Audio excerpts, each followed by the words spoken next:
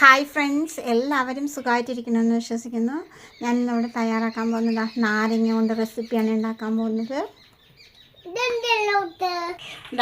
നന്നായി വൃത്തിയായി കഴുകി തുടച്ചിട്ടുണ്ട്, വെള്ളത്തിൻ്റെ അംശമൊന്നും ഇല്ലാതിരിക്കാൻ വേണ്ടിയിട്ട്.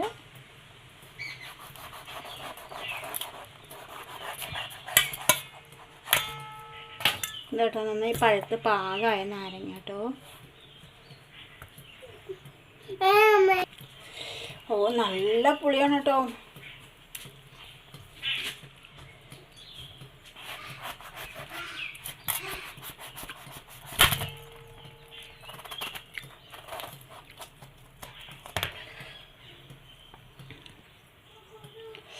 കാന്താരമുളക്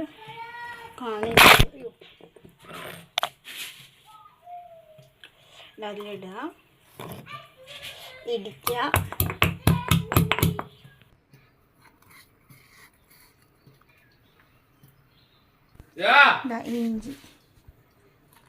ഇഞ്ചി ചതച്ചതിലിട്ട് കൊടുത്തു. ഉപ്പിട്ട് കൊടുക്കാം.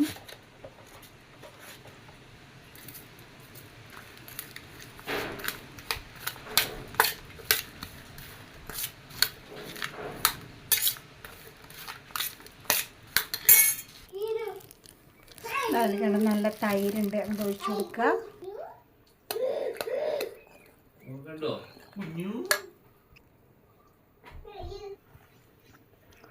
ഓ, അടിപൊളി ടേസ്റ്റ് കേട്ടോ. ചോറ് കഴിക്കുന്നത് മാത്രം മതി കേട്ടോ.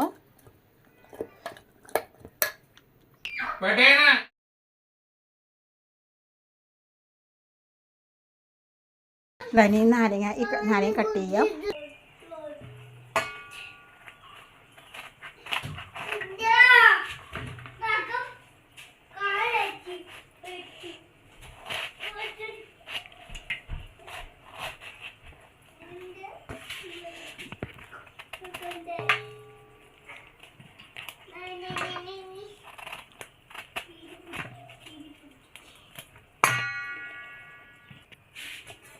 ചെറിയ ചെറിയ പീസാക്കി ഇങ്ങനെ എടുക്കുന്നുണ്ട്. കുറച്ച് മുളക് പൊടി, ലേശം മഞ്ഞൾപ്പൊടി, പാകത്തിനുള്ള ഉപ്പ്, ഇതെല്ലാം കൂടി നന്നായിട്ടൊന്ന് മിക്സ് ചെയ്ത് കൊടുക്കണം.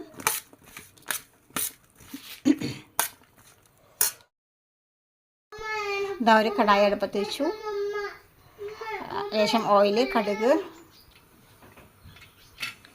പരിപ്പ്, കടലപ്പരിപ്പ് ഇട്ട് കൊടുക്കാം.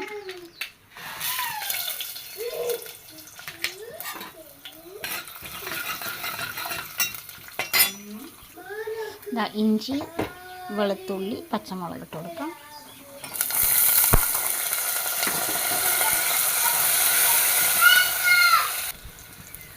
കറിവേപ്പില,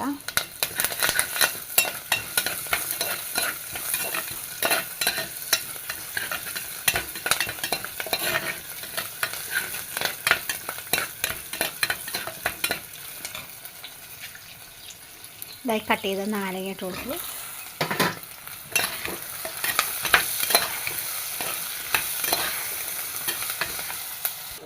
മുളക് പൊടി, മല്ലിപ്പൊടി, മഞ്ഞൾപ്പൊടി, പാകത്തിന് ഉപ്പ്,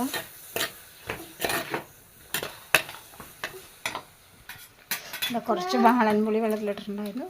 പുളി പിഴിഞ്ഞ കുറച്ച് മതിയാവും.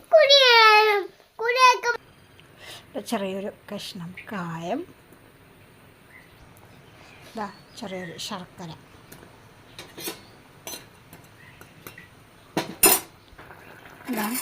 നന്നായിട്ട് തിളവന്നിട്ടുണ്ട്. അടുക്കി പിടിക്കാതിരിക്കാൻ ഇളക്കി.